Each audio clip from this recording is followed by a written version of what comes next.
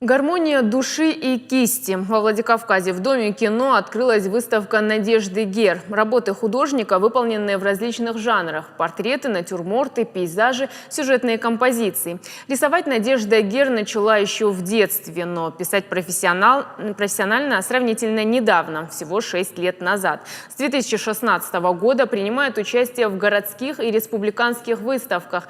«Гармония души и кисти» – первая персональная выставка художника. Все работы Надежды Гер написаны в реалистичной манере. В экспозиции представлено 75 картин, всего их у Надежды около 150.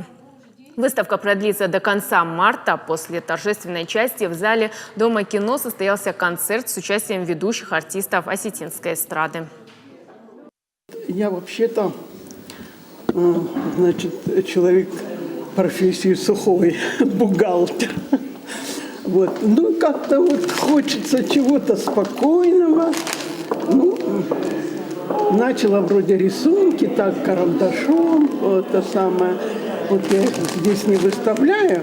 Ну, вообще-то вот так вот портреты начала углем писать. Вот. И потом пошла в кружок. Кружок меня не удовлетворил. Стала брать уроки по интернету у художников. Получилось. И стала писать.